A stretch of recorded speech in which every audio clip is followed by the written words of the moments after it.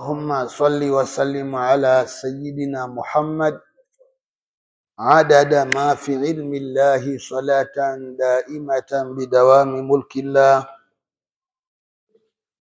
Mwenyezi Mungu Subhanahu anasema katika kuzungumzia jambo la ubora wa wanaume juu ya wanawake au nguvu ya wanaume juu ya wanawake.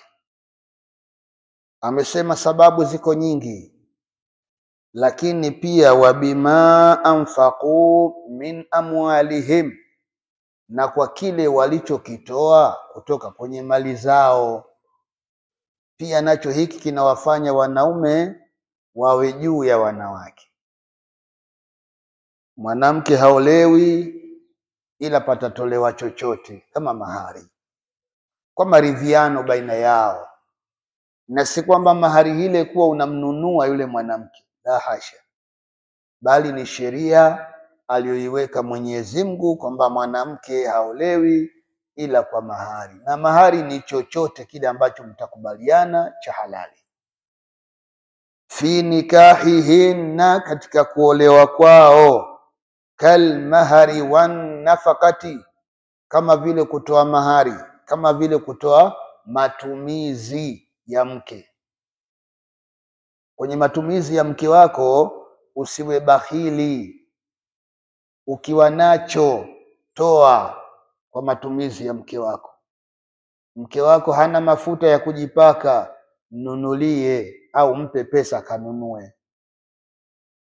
Sio mke anapauka, miguu imepauka, mpaka ukimwona mke wa mwenzio unamwona afadhali fulani bwana kuliko wewe. Kwani yule ana nini? Yule kapaka mafuta, ndio maana wewe umemwona ukamwona yule afadhali kuliko wa kwako. Kumbe huyu wa kwako pia naye ukimpaka mafuta huyu anakuwa mzuri kweli kweli, mpaka wewe mwenyewe utashindwa hata kwenda kazini, unataka ukae tu hapo muangalie. Ruya anna Sa'd ibn Rabi' ahadu nuqaba'il ansari, wamepokewa maneno kuwa pana bwana huyu anaitwa Sa'd ibn Rabi', ni mmoja huyu katika manukaba wa masahaba wa Kiansari. Hii nukaba maana yake ni wale viongozi wakubwa katika daraja za mawali wa Mungu. Basi yuko mtu anaitwa naqibun. Naqibun wakiwa wengi ndio nukaba. Sheikh Uwaisu rahimahullahu ta'ala amesema bin nuqaba wan nujaba wal budala wal ashara wal urafa wal anwara. Hapa nini? Anatawassali kwa Mwenyezi Mungu kwa kupitia baraka za mabwana hawa, manukaba na manujaba na mabudala na wale maashara na maurafa na maanwara. Wote ni watu hao, lakini kila mmoja na daraja yake. Naam, Sa'd ibn Rabi' ahadu nuqaba'il ansar, nashazati alayhi imra'atuhu, mke wake alimletea ukorofi. Nashazati alayhi imra'atuhu, mke wake alimletea ukorofi. Mke mwenyewe anaitwa Habibatu bintu Zaid bin Abi Zuhair. Falatamaha, kampiga makofi. Mume yule kampiga makofi mke wake baada ya kuletewa mdomo. Unajua wanawake nao wana kidomodomo. Wewe unaweza kaongea neno moja, mwenzako anakuongesha 7. Mke wangu kuwa mwangalifu. Wasema mwangalifu nini na wewe umezidi? Wewe unaniambia hivyo, mimi nitakwambia kwani usiambie wewe nani? Anazidi kuchonga. Sasa akipigwa kofi moja anasema kama mwanaume kweli ni uwe. Anakuja sasa umuue kabisa. Ukimpiga kofi la pili anasema uwi ananiua. Umekuwa kataka mwenyewe. Naam, kwa hivyo Sa'd ibn Rabi' alimpiga makofi mke wake. Famtalaka biha abuha ila rasulillah fashakahu, aliondoka naye baba yake huyu bibi huyu aliondoka naye mpaka kwa Mtume sallallahu alaihi wasallam. Fashakahu, wakaenda kumshtaki kwamba ya Rasulullah, Saad ibn Rabi'a amempiga binti yangu. Faqala alayhi salatu wassalam, bwana Mtume sallallahu alayhi wasallam akasema, linakussa minhu, basi itabidi tumlipize kisasi. Neno hili ni la Mtume, linakussa minhu, basi na tumlipize kisasi, kwamba na yeye Saad ibn Rabi'a apigwe makofi kama alivyompiga mke wake. Fanuzilat, hapa ndipo ilipoteremshwa aya. Kabla bado hawajafanya hivyo, Mwenyezi Mungu akaleta maneno, aradna amran wa arada Allahu amran, kwamba sisi tulitaka jambo hili la kisasi, lakini Mwenyezi Mungu kataka jambo jingine, hataki kisasi.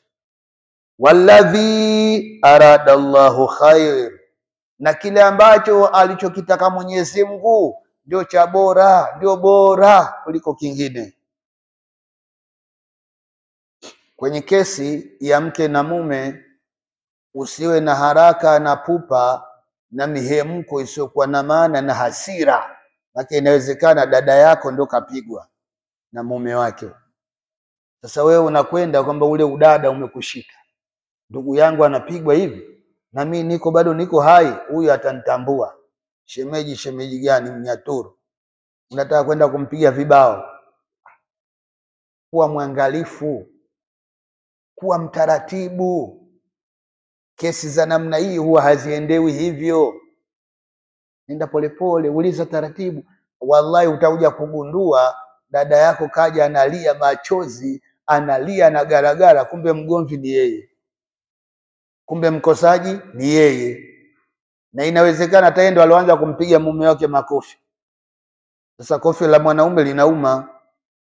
Alipopigwa moja ya pili akaanza kutangaza kilio.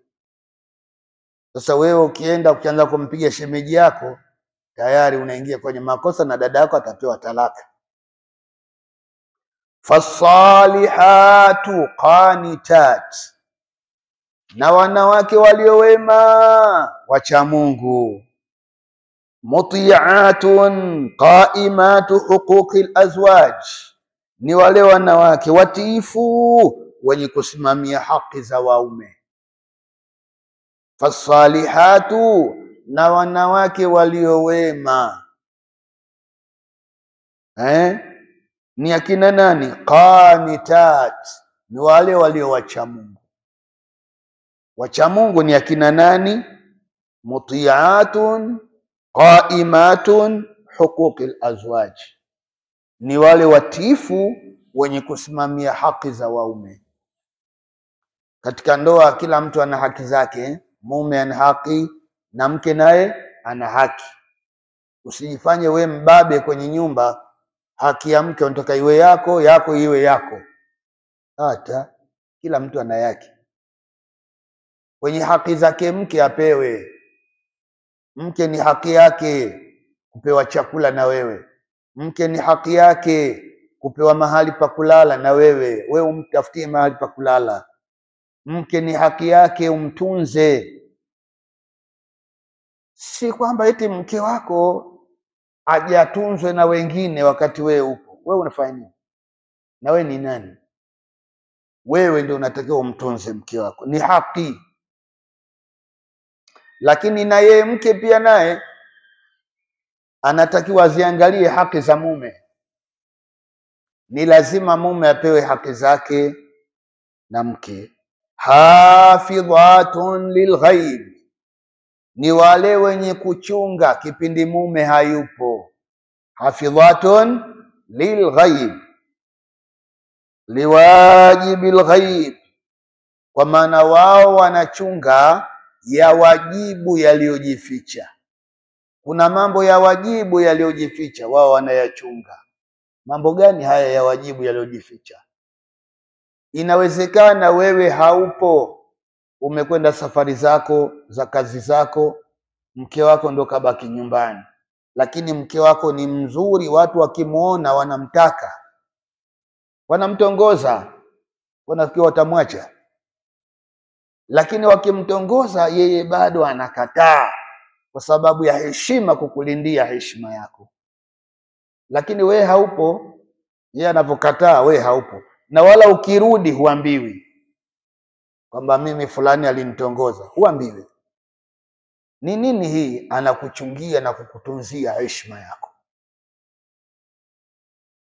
Mwanamke kama huyu ni mwanamke wa kweli kweli, ni mwanamke anayefaa kuwa mke wa ndoa.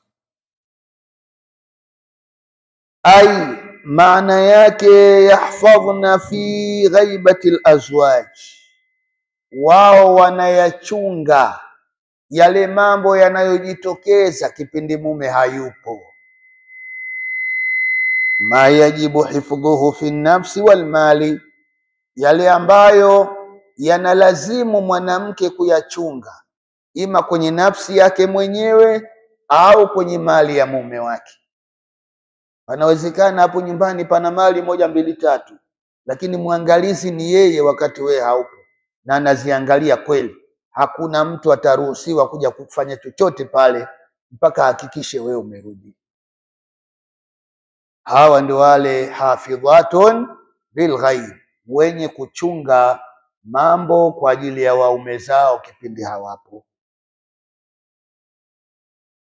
Bima hafidha Allah, na wanafanya hivi, wanachunga hivi, bima hafidha Allah, kwa kiasi ambacho vile Mungu mwenyewe amechunga. Sasa Mungu ameweka mipaka. Mwanamke haruhusiwi kutoa chochote ndani ya nyumba yake bila ya ruhusa ya mume wake, hata kama kitu ni cha kwake. Lakini anataka kumpa nguo labda dada yake, au anataka kumpa chakula ndugu yake au nani wake au jirani yake, au kaja maskini anaomba, lakini kipo chakula cha kumpa yule maskini, basi kwanza aje kusemeshe, bwana kuna mtu ana shida hapa, ushaniambia kama mara 2 mara 3 hivi tunavyoongea mimi na wewe hapa hajanywa chai toka juzi. Sasa naomba mume wangu tumsaidie yule mtu. Wewe ukiambiwa maneno haya na mke wako, wallahi pingamizi huna, ila akikwambia kwa lugha mbaya mbaya unaweza ukawa na pingamizi, lakini ukiambiwa kwa lugha nzuri pingamizi haitakuwepo. Yahfadh bihifdhi llahi iyahunna, kwa hifadhi yake Mwenyezi Mungu kuwahifadhi wanawake, bil amri ala hifdhi alghaib, kwa ile amri aliyoitoa Mwenyezi Mungu kuwapa wanawake kwa kujichunga ikiwa kipindi waume wao hawapo.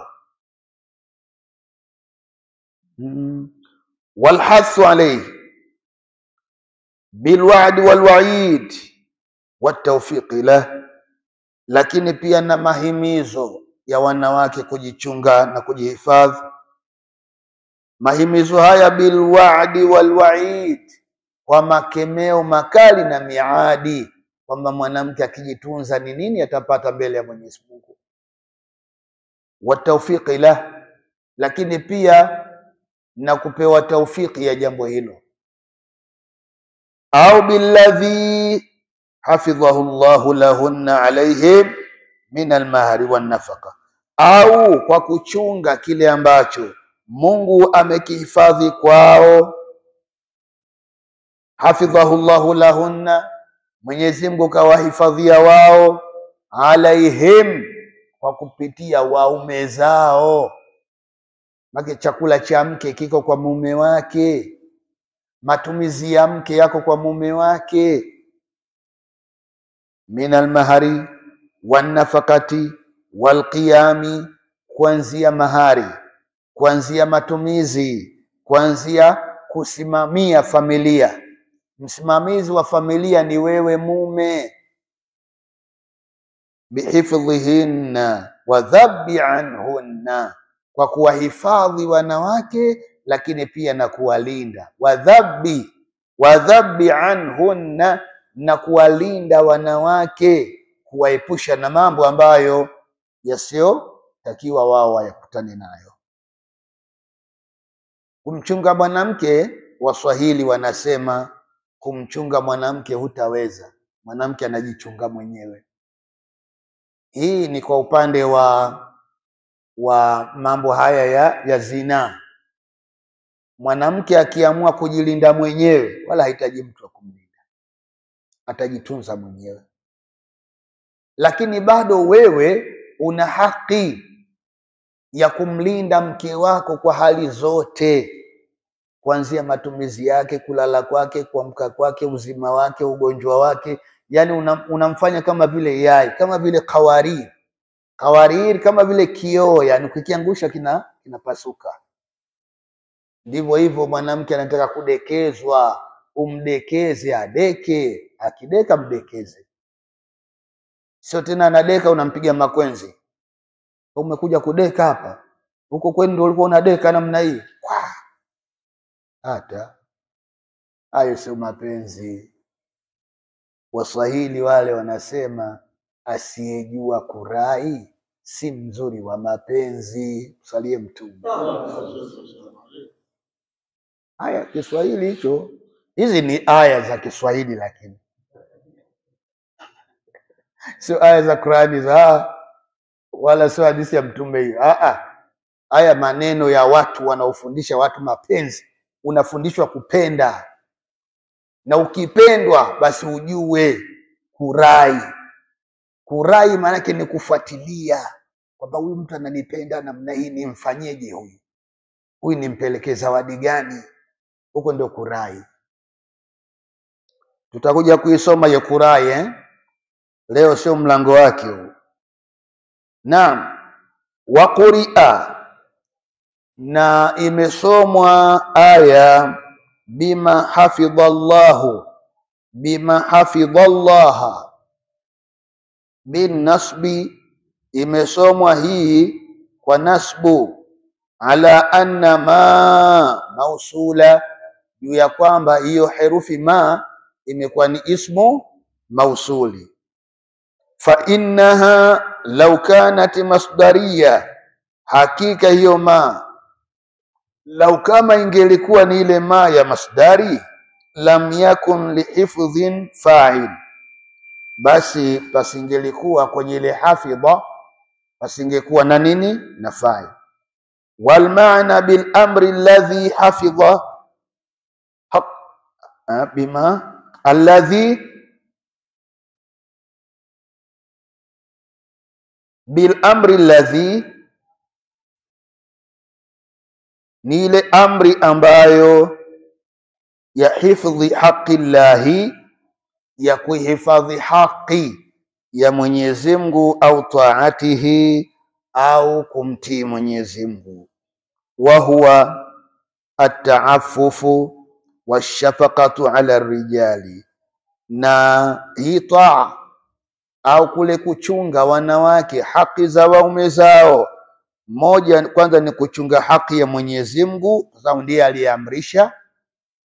Mbili ni utiifu, kwamba mwanamke akifuatiliza hizo haki za mume wake atakuwa pia amemtii Mungu. Wa huwa ta'affufu, na huu ndio ucha Mungu. Huu ndio ucha Mungu wa mwanamke, ni kuchunga haki za mume wake. Washafaqatu ala rijal, na kuwaonea huruma wanaume. Wanaume kweli wanapaswa waonewe huruma na wanawake, kwa sababu kazi wanazozifanya wanaume ni kazi ngumu sana. Kichwa kimoja hiki kinatakiwa kiwaze mambo chungu nzima. Uwaze mambo yako wewe mwenyewe, uwaze mambo ya mke wako, uwaze mambo ya familia ya watoto wako, lakini uwaze mambo kwenye familia yenu, kwenye upande wenu wa baba yako na mama yako, lakini bado uwaze kwenye familia ya mke wako, baba yake na mama yake. Wote hawa ni katika watoto wako, ni katika familia yako.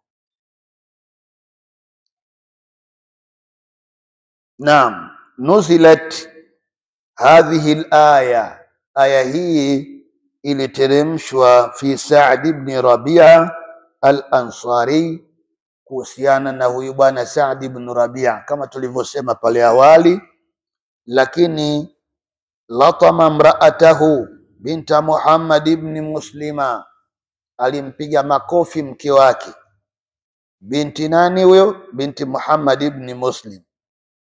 Fajaat ila rasulillah, huyo mama akaenda kwa mtume sallallahu alayhi wasallama. Fa amara bil qisasi, bwana mtume akaamrisha kitendeke kisasi.